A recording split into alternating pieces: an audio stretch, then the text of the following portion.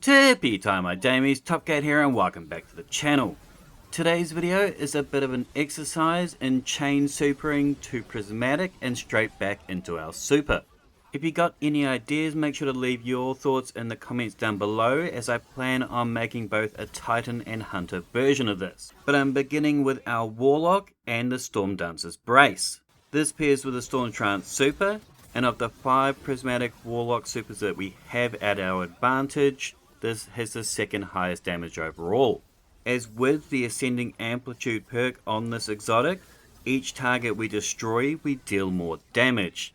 Our landfill deals a massive jolt of arc lining, applies jolt, and will get us to that 600k super sooner.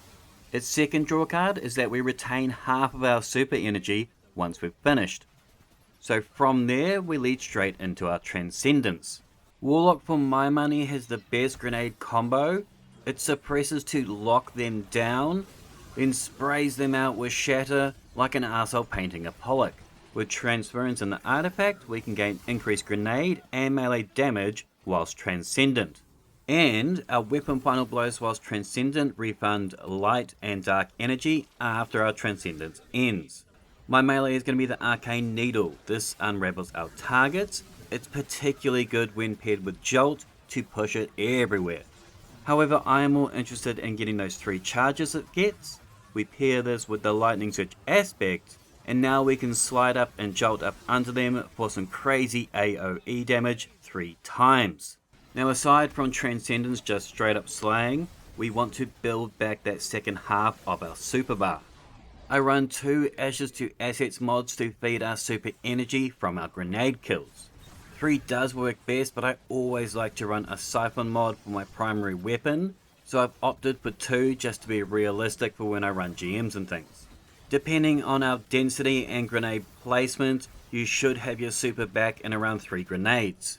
With Shield Crush, whilst amplified or radiant, our grenades not only charge faster, but also deal 25% more damage. When selecting your base grenade, make sure to pick from the light. With Facet of Dominance, our Storm Nades jolt and our Void Nades weaken. Despite the Storm Nades seeing several buffs this season, on Prismatic it just ain't cutting it. Jolt is doing a lot of the heavy lifting. And despite a 30-second longer cooldown, I still had a Vortex Nade more regularly. With the Feed the Void aspect, this is going to add us that survivability from kills, get our health back, but it also gives us that plus 20% grenade charge per kill, so we can really stack up those grenades one after another after another. A triple stack firepower, this gives us orbs of our grenade kills, and by equipping multiple of these, this increases the potency of those orbs and decreases this mod's cooldown. Facet of Grace does several things for us. I'm going to touch on one here and circle back. Just watch our Transcendence bar here, as by defeating enemies with our super, we gain Prismatic based on the subclass of that super. That got topped up faster than a PM's pension fund. For the dark, we use Facet of Balance. Whilst we have an Arc, Void or Solar buff, our ability final blows grant us bonus darkness energy. I'm using Purpose to give us amplified more often. It's the longest of all the Prismatic buffs at 15 seconds. The Galvanic Armor mod makes us tankier whilst juiced up with that amplify, and Radiant Orbs of course makes us radiant with orbs. I could be tripping, but I feel like this mod stacks a lot better if we have multiples of our light buffs. This is why we've got Devour, Amplify and Radiant. Back to Grace. As we defeat targets with kinetic weapons, we are granted bonus Transcendent energy.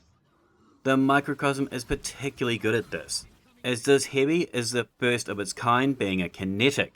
Its Paracausal Beam deals massive bonus damage to shields, making it great for your running guns, and its trait Paracausal Imbuement also grants us bonus super energy.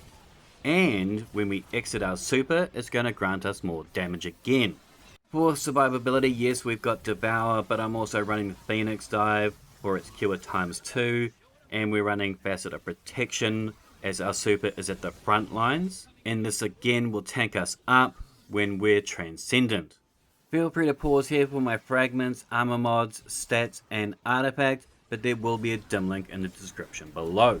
This build seamlessly transitions from Super to Transcendence and back again. We've got more than enough survivability to play at the front, but let me know your thoughts in the comments down below. I'd love to hear what you're looking for from our Titan and Hunters. Make sure to thumb it if you dug it, sub if you're new, and as always, tippy tie my damies, what a tie. Bottom of everything, he's the most tip-top.